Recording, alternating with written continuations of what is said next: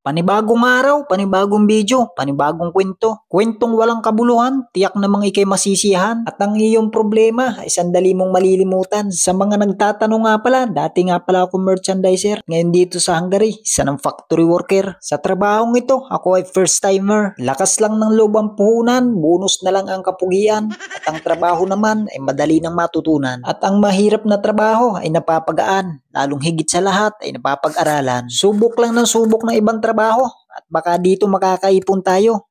Kaya lang mas lamang yung ipon na napupunta sa banyo. Sinuot na namin ang mahiwagang sombrero, pang cover sa ulo, at headset cover para sa tenga para hindi mo marinig, maritis mong kasama. Pag maritisan ang usapan, maraming tatamaan. Pero shoutout sa inyo dahil yan ang inyong kaligayahan. Hindi namin kayo pipigilan. Pero mayroon pa pala kaming dadaanan. Tinawag kami ng kalikasan. Shoutout sa iyo kaibigan. Kung talagang lalaki ka, humarap ka naman. Patungo na tayo ng kantin. Doon sa tambayan natin. Doon tayo mag-aantay ng oras bago tayo mag-in. Check ko muna yung record ng pasok natin. Itong magnetic ID ang gagamitin para mamonitor yung record natin kung malaki yung sasahurin. Sa mga aspirant nga palang kababayan natin, ang agency namin ngayon maraming hiring.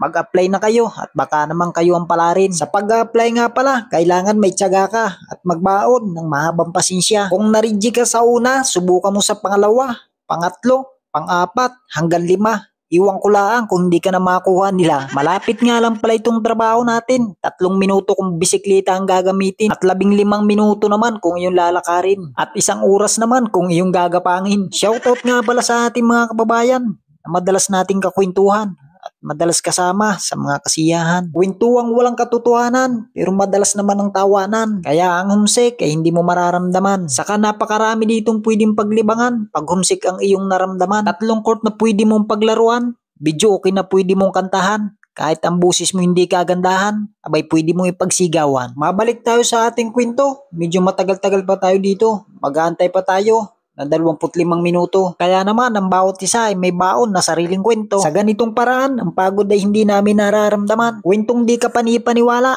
pero madalas namang nakakatuwa. Ang gabi nga pala ang aming duty, kaya sigurado naman na may UT. Uting pansakto lang, huwag kakadamihan. Dahil baka pag uwi mo ng iyong tirahan, tumagos ka na sa pintuan. Huwag nating abusuin ang ating katawan dahil yan lang ating puhunan. Kailangan may sapat tayo na tulog para sa kinabukasan. Dito sa ibang bansa, di pwedeng trabaho bahay lang. Pag mayroon kang oras, abay gumala ka naman. Ang trabaho huwag mo masyadong seryosohin dahil baka pag uwi mo sa atin, abay mas matanda ka pa sa iyong tiyuhin. I-enjoy mo lang ang bawat gawain. At ang trabaho ng iba ay huwag mong angkinin. Medyo mahaba na ang ating kwento. Nasayang ko na naman ilang minuto ng oras mo. Kaya maraming salamat na. Ay marami pang thank you.